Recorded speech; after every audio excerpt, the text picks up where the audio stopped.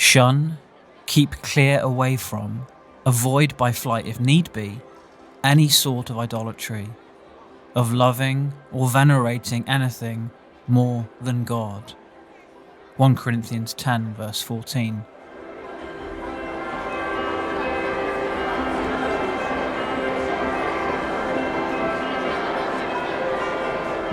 There are many things which are not only harmless, but good in themselves, which have, nevertheless, been allowed to take the place of the Lord himself.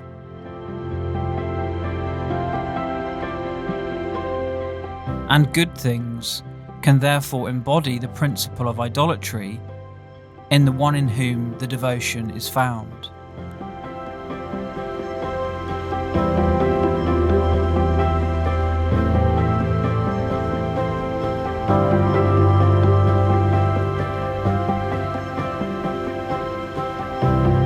Touch some Christians or Christian institutions, and let the touch be even in relation to something more of the Lord himself, and you will find an uprising of jealous regard for the institution which utterly blinds to that possibility of an extra measure of the Lord himself.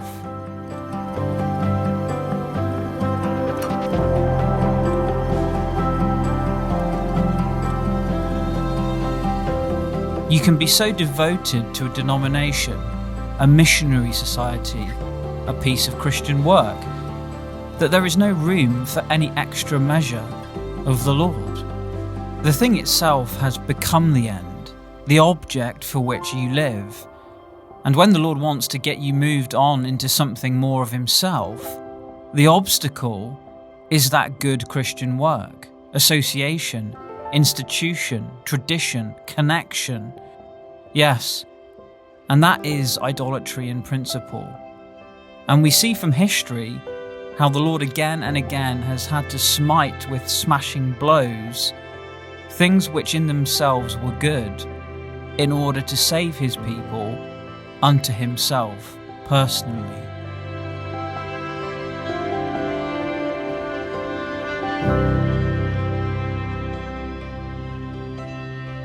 What is he after? It is himself which he is seeking to establish as the object of man's life, and not the things that have relation to himself.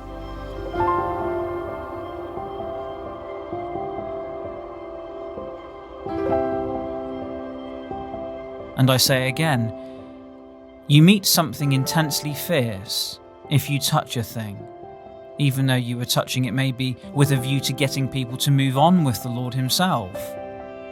To put that in the other way, if your appeal for moving on with the Lord seems to people to involve their having to move away from this or that, or some other thing, then there is warfare, which shows that Satan, in his eternal campaign of idolatry, has got a footing amongst Christians in relation to things which take the place of the Lord himself, good things though they be in themselves. And you find, if you are spiritually sensitive, that you are not just encountering the established institutions, but you are encountering a terrific spiritual force. Is that true? It is true. Had I never come up against it, never would I have believed the terrific force there is lying behind Christian institutions if your ministry touches them. You meet something which turns upon you, and it is not just the thing or the people, it is something that threatens your very life, to slay. And this in principle and essence, beloved, is idolatry. Because its ultimate effect is that even the Lord cannot have what his heart is set upon and get his people spiritually where he wants them, because they are so bound up with his things.